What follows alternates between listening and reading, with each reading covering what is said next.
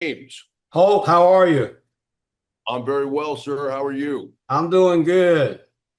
You've seen him in The Amateur, Mission Impossible: The Final Reckoning, and you've also seen him in The Wrath of Man. And I can't wait to talk to him because I love that raspy voice. Yes, I do. Holt McCallany, thank you so much for joining us. And I'm telling you, it's Netflix series, it's The Waterfront. And if you look at the picture behind me and the expression on his face, that tells you everything. So, Holt, tell us about the series. Yeah, I had a one of our directors was a lady named Liz Friedlander, and she gave me some terrific notes over the course of filming together. But the best one she said was, it would really be nice if you would smile once in a while. Because things are kind of going south, for me, what I mean, and my family in this particular period, and so Harlan's not very happy, but I took that note to heart, and I'm going to try, in second season to find things to smile about. Yeah. That sounds cool. Now, speaking of second season, what can we expect in the second season?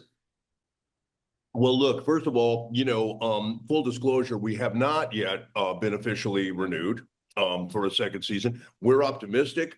I know that our showrunner, Kevin Williamson, really wants to do a second season and even potentially a third season. And I know that our cast really wants to come back. And I include myself in that.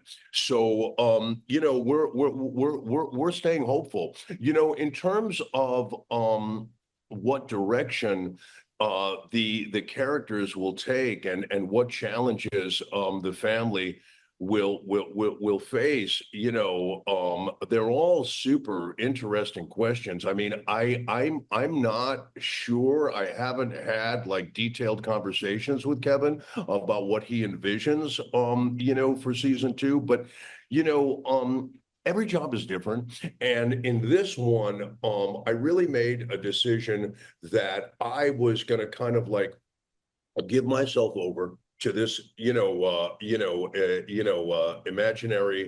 imaginary world. It's funny. I was on YouTube the other night, and I happened to catch a couple of interviews with a couple of great actors, Tom Hanks and Walton Goggins.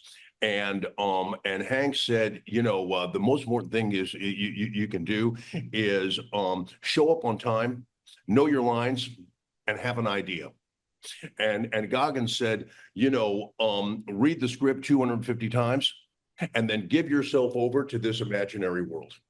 And so what I'm going to propose is a combination of Hanks and Goggins, right? They're both great, right? So read the script 250 times, then show up on time, know your lines, have an idea, and give yourself over to this imaginary world. And if you do all of those things, I'm combining two guys now that are both great, but that's kind of the approach that I adopted, which is have fun out there. There's no reason that we can't make a good television show where we actually enjoy the process. We've got very nice people that we work with. We've got an excellent crew. We've got a great cast. Kevin is a joy to be around. So there's absolutely no reason that we can't make a really quality product, but have a good experience while we're doing it. Let's flip it back a little bit. Let's talk about this family dynasty in this small town and how this whole thing got started and how he got in the situation he got. Yes, sir. Well, Kevin has talked a lot about the fact that the piece is semi autobiographical, meaning that his father got involved in some drug trafficking back in the 1980s. I believe it was marijuana.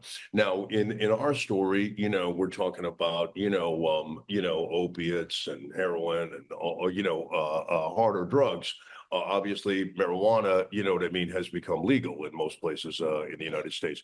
It wasn't in those days, Right. and so he really had this idea that was kind of based out of some of his own experiences as a young man, and I think that it really kind of speaks to sort of like the plight of North Carolina fishermen, and the challenges that they face trying to earn a living, doing the thing that they've been doing there for generations. It's just become harder and harder because of what they see as overregulation, and because of global competition, and overfishing of certain species, and all kinds of different challenges that they face. And so my business is going under.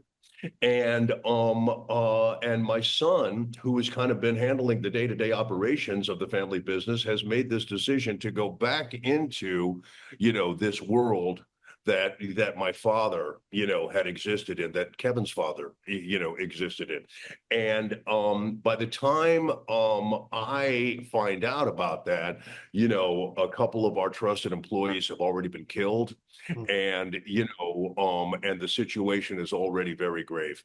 So the reason I've got that expression on my face as you in the photograph is because things aren't going too well. By the end of season one, we've turned it around a little bit, but not completely. And I don't want to spoil it for your audience, but in order to understand what I mean.